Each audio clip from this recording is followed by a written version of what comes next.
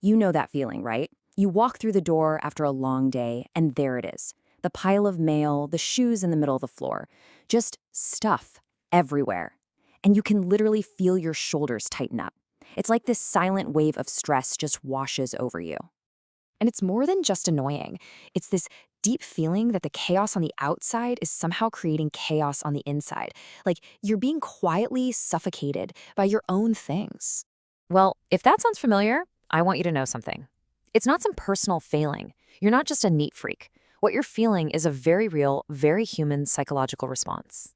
That anxiety, that sense of being completely overwhelmed, it's a measurable neurological event. Seriously, your brain is reacting to your environment in a very specific way. So let's get into what's actually going on here. What is happening in your head when you're surrounded by all that mess? Well, it all comes down to one really important scientific idea.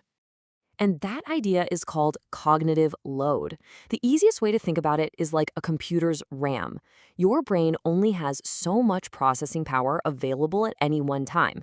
It's a finite resource. And that's the whole problem. Every single object in your line of sight that's out of place, well, it's sending a signal to your brain. Each thing is a tiny piece of information your mind has to process, categorize, and then try to ignore. So that clutter is actively working against you. It's overloading your visual cortex, the part of your brain that handles what you see.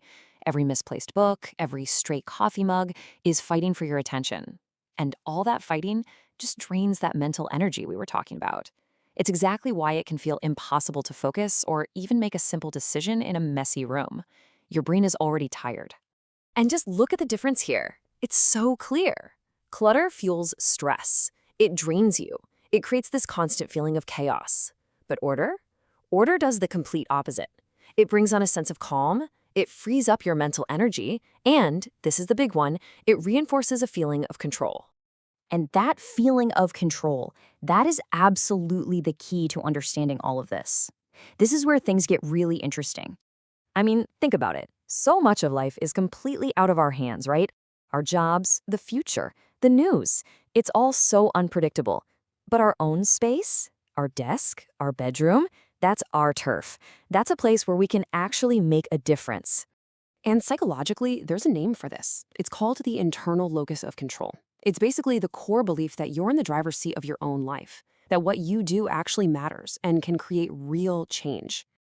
So tidying up becomes this amazing physical act that proves that belief to yourself. You're taking a chaotic space and you're intentionally creating order. You're sending a loud and clear message to your own brain that you have power, that you can make a tangible, positive impact. When you look at it this way, the whole perspective shifts. Cleaning stops being some boring chore and it turns into something way more important. It becomes a deliberate practice for your mind. This is way more than just wiping a counter. It's like a mental reset button. You start by just acknowledging the chaos. Then you do one simple, orderly thing, like making your bed or stacking the dishes. And just like that, you start to reclaim your environment. That one single action sends an unmistakable signal straight to your brain. Hey, I am in charge here. And this goes even deeper than just a feeling. That signal of control is incredibly soothing to our nervous system. It's a primal message that actually calms down our fight or flight response. It tells our bodies on a biological level that we're safe, we're capable, and that everything is going to be okay. So the next time you feel that itch to just tidy something up, don't brush it off. It's your brain's way of looking for calm and control in a world that feels out of control. Cleaning isn't just something you have to do, it's a profound mental health practice you get to do. It's a simple, powerful way to take back control of your space and, in the process, your own mind.